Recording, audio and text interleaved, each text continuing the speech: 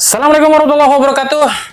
Masih bareng saya Dewa di Rio Sport Channel. Oke, kita masuk ke segmen fakta di balik laga. Kita akan bedah pertandingan di pekan 21 antara Persib Bandung kontra PSM Makassar. Laga dua tim klasik ya, tim klasik di era Liga Indonesia sejak era Perserikatan ya. Nah, kita sama-sama nih akan coba bedah, cari tahu bagaimana sih jalannya laga kali ini dan ada kejadian apa di balik laga kali ini dan bagaimana secara keseluruhan jalannya laga ini, baik itu perangkat pertandingan, wasit dan lain-lain, dan juga bagaimana jalannya dari pemain itu sendiri ya. Nah, semua kita akan coba bedah sama-sama. Tapi kalau ada yang kurang atau kurang tepat, silahkan tambahin aja di kolom komentar. Tapi seperti biasa, sebelum kita bedah apa yang terjadi di laga kali ini, saya tetap mau dukungnya untuk channel ini agar terus berkembang dan bisa memberikan berita-berita informatif yang tentunya semoga saja bermanfaat untuk kita semua. Caranya masih sama.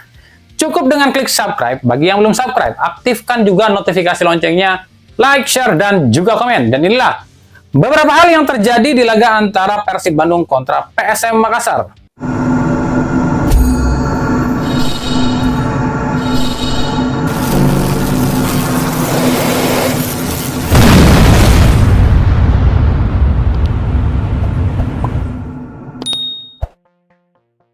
Inilah beberapa hal yang terjadi di laga antara Persib Bandung kontra PSM Makassar. Full house, ini pertama kalinya ya Stadion GBLA full house atau sold out di musim ini. Dan ini membuktikan jika mereka sudah nggak mau lagi nih disindir sebagai tim dengan supporter terbanyak di ASEAN. Tapi kok stadionnya sepi, dan ini dibuktikan di laga ini oleh para bobotoh ya. Tanpa striker, dua laga sudah Persib di babak pertama itu memainkan pemain atau starting 11 yang tanpa striker. Setelah DDS dan Gerven Castaner ini di laga ini pun masih di bangku cadangkan di babak pertama.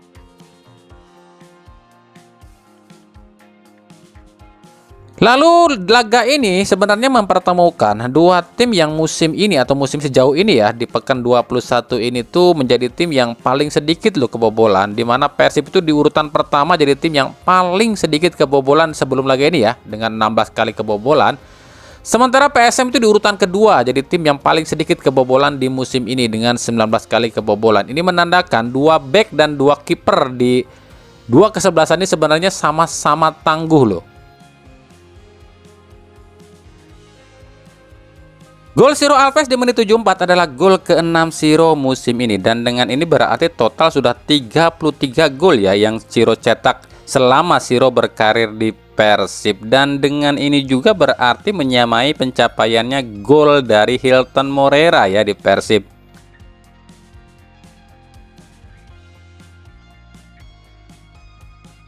Gerven Castaner dan Balotelli, jujur ya, kalau saya jadi pelatih, saya akan duetkan dua pemain ini di lini depan. Ini dua striker dengan dua tipikal yang beda tapi mematikan. Castaner itu striker yang kokoh dan juga olah bola yang lengket serta melindungi bola yang kuat, dipadukan dengan Balotelli yang lincah dan juga tenaga kuda serta positioning yang luar biasa. Ini akan jadi duet mematikan nih di lini depan nih. Jadi andai saja ada tim di Liga 1 yang bisa menduetkan dua pemain ini, bisa jadi gelar juara di tangan tuh.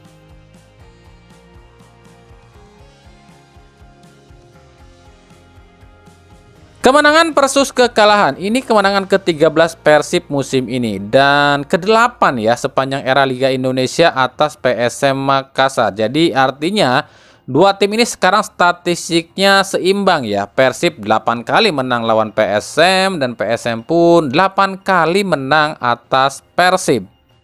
Tapi kekalahan ini buat PSM ini kekalahan keempat musim ini ya.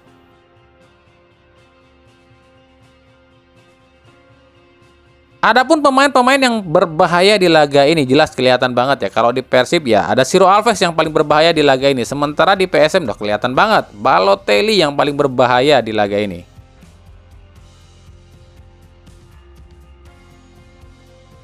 Man of the match di laga ini udah kelihatan ya, udah tahu siapa ya. Jadi satu-satunya pencetak gol di laga ini yakni Ciro Alves.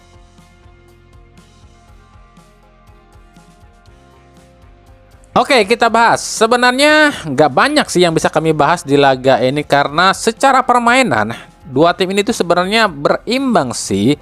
Babak pertama tuh Persib sedikit mendominasi, babak kedua sebaliknya PSM sedikit mendominasi meskipun dari segi penguasaan bola alias ball position memang Persib agak sedikit unggul dibandingkan PSM Makassar. Jalannya pertandingan pun nggak terlalu banyak terjadi hal-hal yang begitu kontroversi ya. Bahkan nggak ada cek VAR sama sekali loh. Alias petugas VAR ini di laga ini tuh makan gaji buta. Lumayan loh itu 50 juta cuma duduk nontonin layar. Ada yang mau nggak tuh jadi petugas VAR? Kalau kita bicara dari masing-masing klub, di pihak Persib sendiri sebenarnya di laga ini nggak ada yang salah sih. Cuma ya itu di babak pertama Persib nggak pakai striker sama sekali. Udah gitu lini tengah Persib ya masih bermasalah. Ketambahan Maklok pun cedera. Ya makin sulit lah lini tengah Persib. Tyron pun di laga ini mungkin bukan harinya Tyron ya. Ini sentuhan bolanya seolah berkurang. Dan ada satu hal lagi yang kami soroti di sini. Kenapa ya? Persib itu kalau main di hadapan supporternya sendiri apalagi full house kayak gini kok seolah mereka ini grogi lo ya. Nggak luas gitu mainnya. Bukan cuma laga ini doang lo ya, tapi hampir setiap laga yang supporternya banyak ini pemain Persib seolah selalu apa ya, grogi gitu. Ditambah di laga ini Persib gak pakai striker sama sekali, ya udah jadinya kelihatan tambah buntu, apalagi back PSM ini tuh tampil luar biasa loh di laga ini, khususnya Aloisio Neto.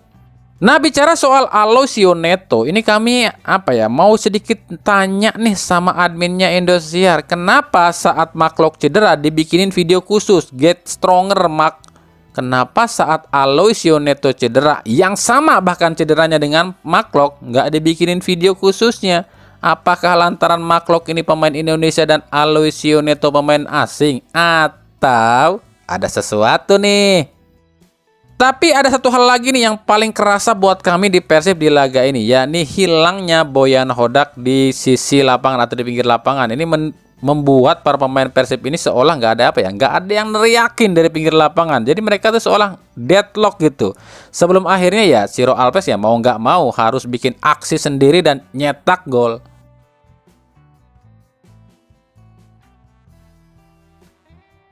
Sementara bagi PSM Makassar sebenarnya nggak ada yang salah di laga ini. Mereka punya striker yang sangat mengerikan sekelas Balotelli. Ini pemain nggak ada capeknya loh ya. Ini merepotkan dua back Persib. Padahal dua back Persib ini adalah dua back tertangguh di Liga 1 musim ini loh ya. Tapi dibikin repot sama satu Balotelli. Cuma ya itu hilangnya Aloisio Neto ini jadi jadi pukulan tersendiri bagi PSM dan akhirnya pertahanan PSM bisa ditembus ya. Padahal kiper mereka Reza Alia ini di laga ini tampil luar biasa loh ya. Oh iya, ada satu lagi nih yang kekurangan di PSM di laga ini. Pemain PSM itu terlalu banyak buang peluang dan gak ada playmaker pengatur ritme ya. Atau lebih tepatnya mereka ini gak punya seorang yang bisa ngatur ritme. Laterval ini sibuk bertahan. Daisuke Sakai pun lebih sibuk bertahan ya. Jadi kesimpulannya PSM di laga ini tuh cuma kurang beruntung. BTW dengan kekalahan ini berarti 3 kali berturut-turut loh PSM ini kalah. 1 di ASEAN dan 2 di Liga. Tapi nggak ada tuh suara-suara yang bilang Tavares out. Coba kalau Persib yang alamin, udah rame tuh. Bojan out, Bojan out. Bener nggak?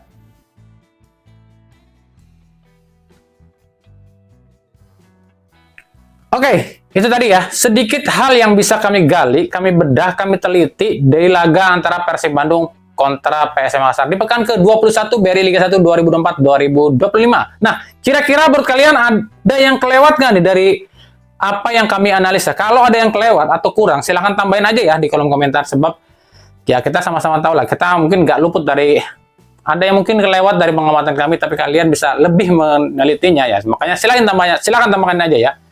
Oke, kita terus berita seputar sepak bola khususnya Liga Indonesia dan pernak-perniknya hanya di Rio Riasport. Makasih ya yang udah menyaksikan channel ini dan menonton channel ini dari awal sampai akhir dan juga terus mendukung channel ini. Makasih banget buat kalian semua. Maaf banget kami juga belum bisa memberikan apresiasi apapun pada kalian, tapi kalian yang mendukung channel ini dari awal, kami ucapkan kalian luar biasa. Oke, sampai jumpa di video-video kami selanjutnya dan salam Rio Ria Sport. Wassalamualaikum warahmatullahi wabarakatuh.